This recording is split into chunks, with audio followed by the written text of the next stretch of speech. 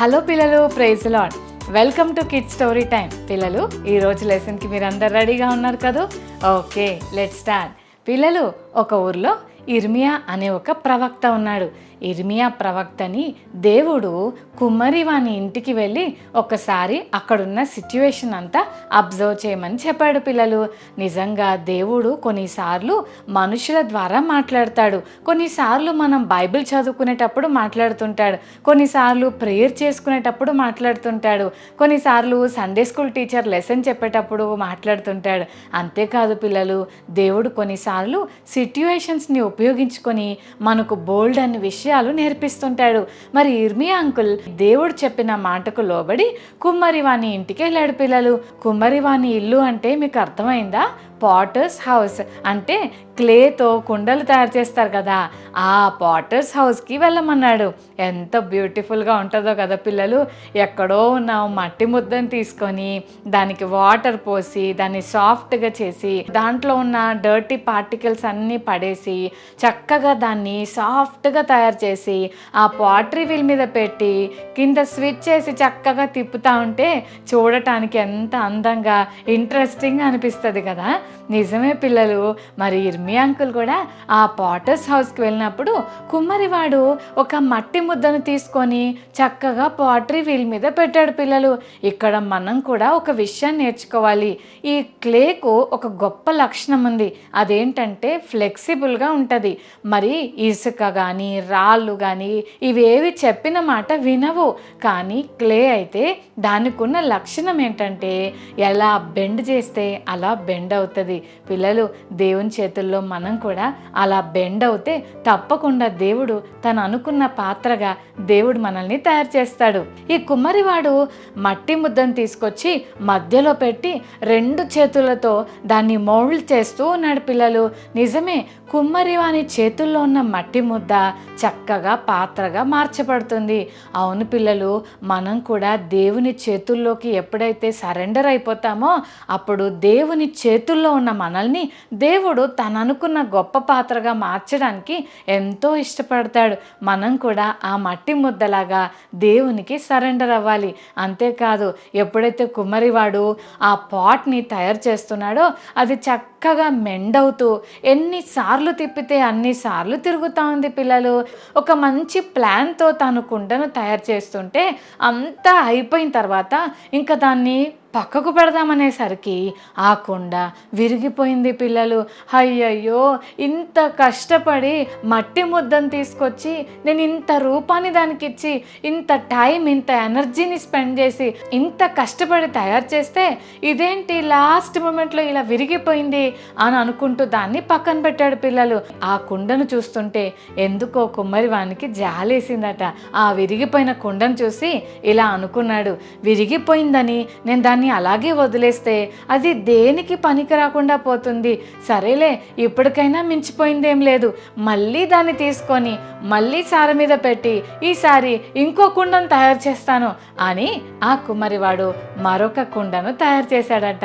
పిల్లలు, ఇదంతా ఇర్మియా అంకుల్కు దేవుడు చూపిస్తూ చక్కటి విషయాలు ఇశ్రాయేలు ప్రజల గురించి చెప్తున్నాడు. అవును, ఇశ్రాయేలు ప్రజలు నేను చెప్పిన మాట వినకుండా నా చేతుల్లో నుంచి విడిపోయారు.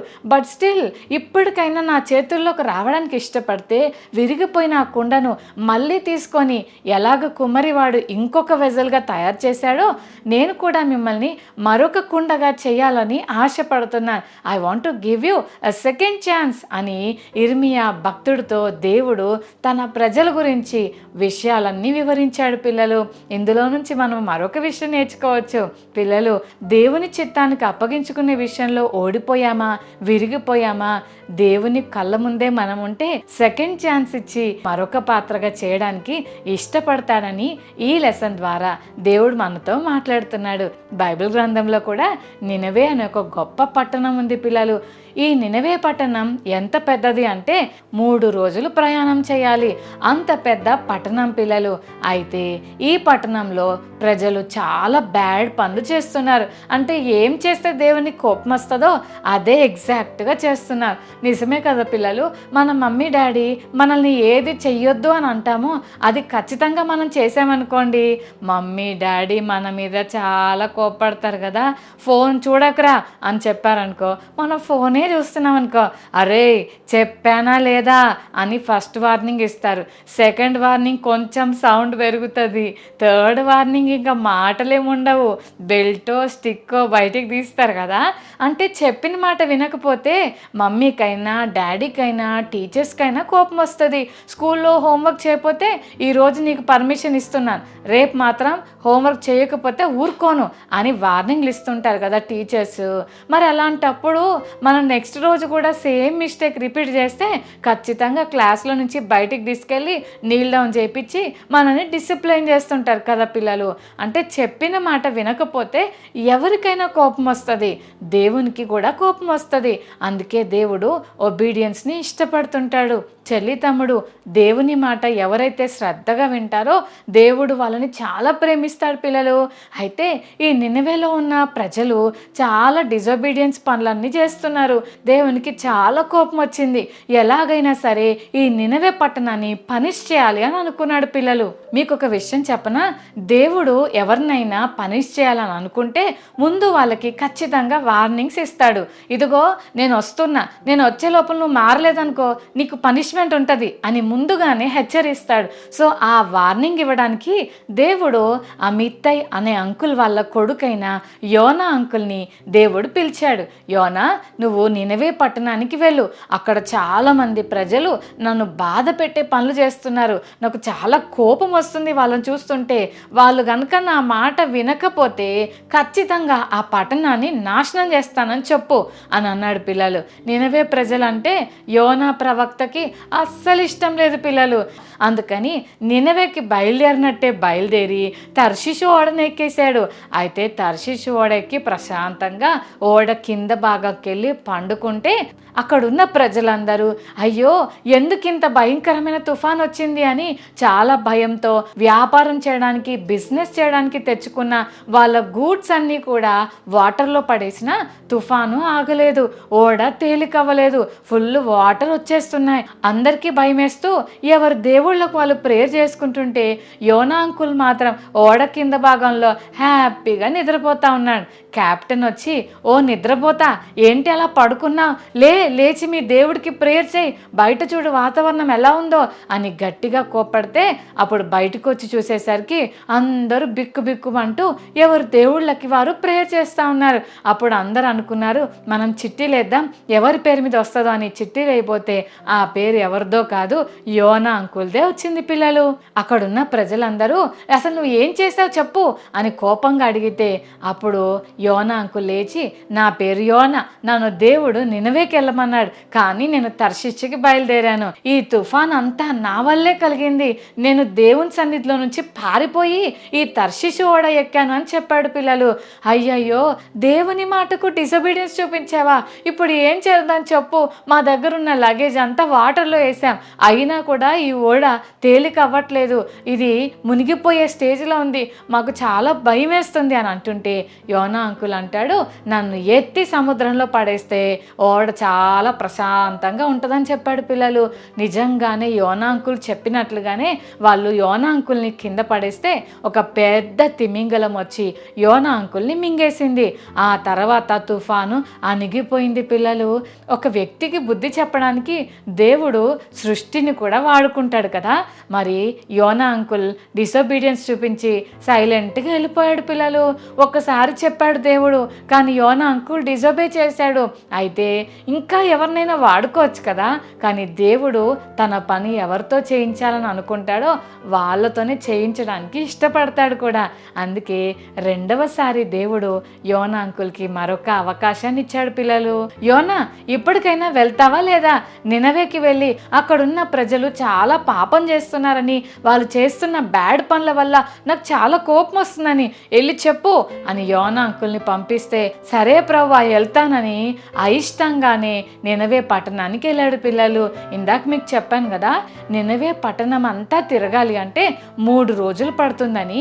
యోనా అంకుల్ నినవే పట్టణానికి 3 రోజులు ప్రయాణం చేయకపోయినా ఒక్క రోజు ప్రయాణం చేసి అందరికీ చెప్తున్నాడు, ప్రజలారా మీరందరూ మారండి, 40 రోజుల్లో దేవుడు మిమ్మల్ని అందరినీ నాశనం చేసేస్తాడు, మీ పట్టణాలు నాశనం అయిపోతాయి, మీరు మారతారా మీ ఇష్టం అని సీరియస్గా చెప్పాడు పిల్లలు. ఆ మాట ఆ పట్టణంలో ఉన్న ప్రజలందరూ విన్నారు. కొన్నిసార్లు ఎవరైనా మనం తప్పు చేస్తున్నామని హెచ్చరిస్తే, నువ్వేం చెప్పక్కర్లేదు నాకు తెలుసు అని అంటుంటారు కదా. ఎవరైనా మనల్ని కరెక్ట్ చేయాలని ఇష్టపడుతుంటే చాలా మందికి అది తీసుకోవడం ఎంత కష్టమో కదా. యోనా అంకుల్ నినవే ప్రజలకి మీరు చాలా బ్యాడ్ పనులు చేస్తున్నారని దేవుడు చెప్తున్నాడు, దేవునికి చాలా కోపం వస్తుంది, మీ పని అయిపోతుందిలే ఇంకా అని చెప్పాడు పిల్లలు. వెంటనే అక్కడున్న ప్రజలందరూ, అయ్య బాబోయ్, మనం చేస్తున్న బ్యాడ్ పనుల వల్ల దేవునికి కోపం వచ్చిందా, మన పట్టణం నాశనం అయిపోద్దా అని అందరూ ఆలోచన చేసి, యోనా అంకుల్ చెప్పిన ఈ మాటలు ఆ పట్టణంలో ఉన్న ప్రజలందరికీ తెలిసిపోయాయి. ఆ నోట ఈ నోట అందరూ చెప్పుకోవడం వల్ల వెంటనే అందరూ ఒక నిర్ణయానికి వచ్చారు, అరే మనందరము ఉపవాసం ఉందాం, ఫాస్టింగ్ చేద్దాం, వాటర్ తాగకుండా ఫుడ్ తినకుండా ఉపవాసం ఉండి మనందరం మనం చేసిన బ్యాడ్ పనుల వల్ల దేవునికి సారీ చెప్దాంరా అని అందరూ మాట్లాడుకుంటున్నారు పిల్లలు. ఈ విషయం రాజుకు తెలిసింది. వెంటనే రాజు సింహాసనం మీద నుంచి దిగి శాక్ క్లాత్ వేసుకొని ఆ దుమ్ములో కూర్చొని చాలా బాధపడుతూ ప్రభుకు సారీ చెప్పడం మొదలుపెట్టాడు. ఆ ఊరిలో ఉన్న ప్రజలందరికీ ఒక రూల్ పాస్ చేశాడు. అదేంటంటే, ప్రజలారా మీరందరూ నా మాట వినండి, మనం చేస్తున్న బ్యాడ్ పనులు దేవుణ్ణి చాలా బాధ పెట్టాయట, అందుకని మన దేశంలో యోనా ప్రవక్త దేవుని కోపం మన మీదకి రాబోతుందని చెప్తున్నాడు. కాబట్టి మనందరం కలిసి ఒక పని చేద్దాం, మరి పాలు తాగే చంటి బిడ్డల నుంచి ప్రతి మనిషి, old people, young people, children, aunties, uncles అందరూ ఫాస్టింగ్ ఉండండి. అంతేకాదు మీ పశువులకు కూడా గడ్డి పెట్టొద్దు, వాటర్ ఇవ్వద్దు. మన పట్టణంలో ఉన్న ప్రతి ఒక్కళ్ళు కూడా ఉపవాసం ఉండి ప్రార్థన చేయాలి అని చెప్పాడు పిల్లలు. అందరికీ ఈ విషయం చెప్పాడు. అందరూ కలిసి ఉపవాసం ఉండి ప్రార్థన చేయండి. మన పట్టణంలో ఉన్న ప్రజలందరూ చేస్తున్న ప్రార్థన విని దేవుడు మనల్ని శిక్షించకుండా కనికరిస్తాడేమో, అందరూ ప్రేయర్ చేయండి అని ఆ రాజు పట్టణంలో ఉన్న ప్రజలందరికీ చెప్పాడు పిల్లలు. ఆ సిటీలో ఉన్న ప్రజలందరూ శాక్ క్లాత్స్ వేసుకున్నారు పిల్లలు, అంటే గోనె పట్ట కప్పుకున్నారు. చాలా బాధ పెట్టే విషయం వాళ్ళ లైఫ్లో జరిగినప్పుడు గోనె పట్ట వేసుకొని వాళ్ళ బాధను ఎక్స్ప్రెస్ చేస్తారు పిల్లలు. నినవే పట్టణంలో ఉన్న ప్రజలంతా కూడా గోనె పట్టలు వేసుకొని దుమ్ములో కూర్చొని ఏడ్చుకుంటూ, దేవా మేము తప్పు చేశామయ్యా, మమ్మల్ని క్షమించయ్యా, నీ కోపం మా మీదకి రానివ్వకయ్యా, మా పట్టణాన్ని నాశనం చేయకయ్యా, ప్లీజ్ అయ్యా అని అందరూ కన్నిటితో నిజమైన పశ్చాత్తాపంతో హార్ట్ఫుల్గా ప్రేయర్ చేయడం మొదలుపెట్టారు పిల్లలు. ఎప్పుడైతే వాళ్ళందరూ కన్నిటితో ప్రేయర్ చేస్తున్నారో దేవుడు వాళ్ళని చూశాడు పిల్లలు. కేవలం ప్రేయర్ చేయడం మాత్రమే కాదు, వాళ్ళు చేస్తున్న బ్యాడ్ పనులన్నీ మానేశారు. అప్పుడు దేవుడు నినవే పట్టణ ప్రజలను చూసి, వీళ్ళని శిక్షిద్దామని, ఈ పట్టణం అంతా నాశనం చేద్దామని అనుకున్నాను, కానీ ఈ ప్రజలు చేస్తున్న పని చూస్తుంటే వీళ్ళని పనిష్ చేయబుద్ధి కావట్లేదు. ఓకే, వీళ్ళు తప్పు చేశారు, నాకు ఒబీడియన్స్ చూపించే విషయంలో ఫెయిల్ అయ్యారు, కానీ ఇప్పుడు రిపెంట్ అవుతున్నారు కాబట్టి సెకండ్ ఛాన్స్ వాళ్ళకి ఇస్తానని దేవుడు తన కోపాన్ని తిప్పివేసుకొని నినవే పట్టణ ప్రజలను భయంకరమైన పనిష్మెంట్ నుంచి దేవుడు వారిని కాపాడాడు పిల్లలు. ఎంత గ్రేట్ కదా. నిజమే పిల్లలు, ఎంత ఘోర పాపి అయినా తన పాపాన్ని గుర్తించి నేను తప్పు చేశాను అని రియలైజ్ అయ్యి, ఐఎమ్ సారీ లార్డ్, ఇంకెప్పుడు ఇలా బ్యాడ్ పనులు చేయనని నీ తప్పును తెలుసుకొని తిరిగి దేవుని దగ్గరకు వస్తే he's ready to accept everyone పిల్లలు. ఎవరినైనా ఆయన అంగీకరిస్తాడు. ఇందాక మనం చూసాం కదా, కుమ్మరివాని ఇంట్లో ఎంతో మంచి కుండను తయారు చేయాలని ఆ కుమ్మరివాడు అనుకున్నాడు, కానీ అంత అయిపోయేంత వరకు సైలెంట్గా ఉన్న ఆ కుండ జస్ట్ ఇంకా తీసి పక్కన పక్కన పెట్టేటప్పుడు విరిగిపోయింది, ఈ కష్టమంతా వేస్టా అని కొన్నిసార్లు మనకి ఎంత కోపం వస్తుందో కదా. అదే ప్లేస్లో మనం ఉంటే ఇంతసేపు కష్టపడి నా బలాన్ని నా టైంని అంతా స్పెండ్ చేసి మంచి కుండగా తయారు చేస్తే దింపేటప్పుడు నువ్వు విరిగిపోతావా అని మొత్తం ముద్దలాగా చేసి ఇసిరి అవతలు కొడతాం కదా. కానీ ఆ కుమ్మరివాడు ఎంత ఓపికగా మరొక కుండగా తయారు చేశాడు.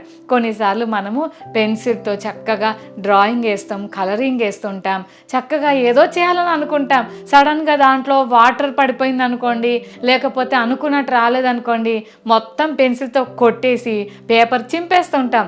మనం నేర్చుకోవాల్సిన విషయం ఇదే పిల్లలు. ఎంత ఓపికగా తిరిగి కుమ్మరివాడు తన కుండను మళ్ళీ బాగు చేసి మరొక కుండగా చేశాడు. మనలో కూడా చాలాసార్లు ఈ పేషెన్స్ ఉండదు పిల్లలు. కానీ మన దేవుడు మనలాంటి వాడు కాదు. ఎంతో కంపాషనేట్ గాడ్, ఎంతో ప్రేమ కలిగిన తండ్రి. ఆయన చేతుల్లో ఎన్నోసార్లు ఒబీడియన్స్ విషయంలో మనం ఫెయిల్ అయిపోయాం. చేయకూడనివి చేసి నేను ఫెయిల్ అయిపోయాను ప్రభువా, ఇక నుంచి నేను అలా జీవించను, ప్లీజ్ నన్ను క్షమించి యాక్సెప్ట్ చేయవా అని ఎవ్వరు వచ్చినా ఆయన దగ్గరకు ఆయన వారిని అంగీకరించడానికి సిద్ధంగా ఉన్నాడు పిల్లలు. మన దేవుడు రెండవ అవకాశం ఇచ్చే దేవుడు. మరి చెల్లి తమ్ముడు, నీ లైఫ్లో కూడా ఏ విషయంలోనైనా నువ్వు ఓడిపోయావా? దేవుని మాటకు లోబడే విషయంలో నువ్వేమన్నా విరిగిపోయిన స్థితిలో ఉన్నావా? Come back to Jesus. విరిగిపోయిన కుండ పాటర్స్ హ్యాండ్లోకి మళ్ళీ ఎలా వచ్చిందో నీవు కూడా యేసయ్య దగ్గరకు తిరిగిరా. దేవుని జీవితాన్ని బాగు చేస్తాడు. నినవే పట్టణ ప్రజలకు ఒక వార్నింగ్ ఇచ్చాడు, మీరు మారకపోతే 40 డేస్లో భయంకరమైన నష్టం వస్తుంది అని.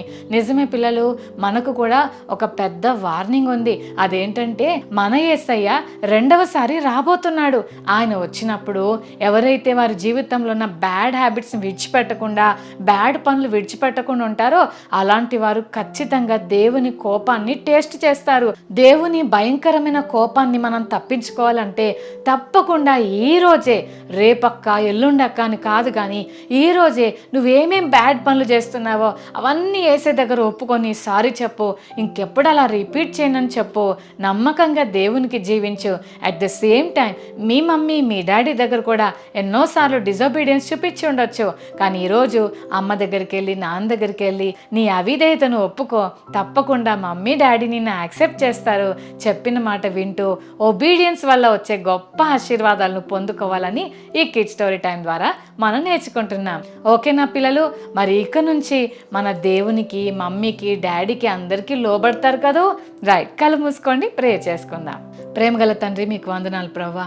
విరిగిపోయిన కుండకు మరొక అవకాశం ఇచ్చి ఆ కుమ్మరివాడు ఎలాగైతే ఇంకొక కుండను తయారు చేశాడో అలాగే ప్రభువా, నినవే పట్టణ ప్రజలు కూడా బ్యాడ్ పనులు చేస్తున్నప్పుడు, వారికి వార్నింగ్ ఇచ్చినప్పుడు వెంటనే వారి డిజోబీడియన్స్ని విడిచిపెట్టి పశ్చాత్తాపంతో ప్రేయర్ చేసి తిరిగి నీ దగ్గరకు వచ్చి క్షమాపణ ఎలా పొందుకున్నారో ఈ కిడ్ స్టోరీ టైం చూస్తున్న ప్రతి చెల్లి తమ్ముడు లైఫ్స్లో కూడా ఎన్నోసార్లు నీ మాటను కాదని దూరం వెళ్ళిపోయాం ప్రభువా.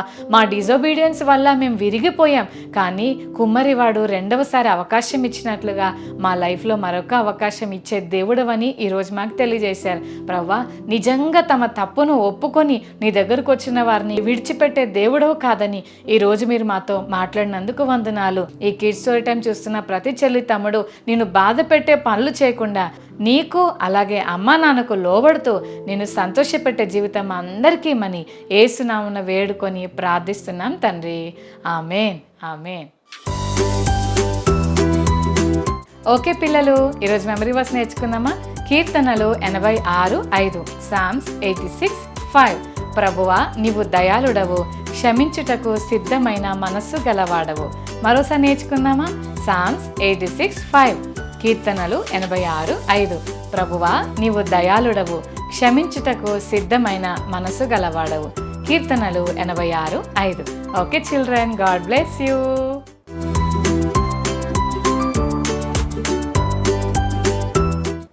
దేవుడు ఇర్మియా అంకుల్ని ఎవరి ఇంటికి వెళ్ళమని చెప్పాడు? విరిగిపోయిన కుండను చూసి కుమ్మరివాడు ఏం చేశాడు? నినవే పట్టణం ఎన్ని రోజుల ప్రయాణం అంత దూరం? యోనా అంకుల్ చెప్పిన హెచ్చరికకు నినవే పట్టణ ప్రజలు ఏం చేశారు? ఏమి చూసి దేవుడు నినవే పట్టణ ప్రజలను కనికరించాడు? Okay children, God bless you, bye.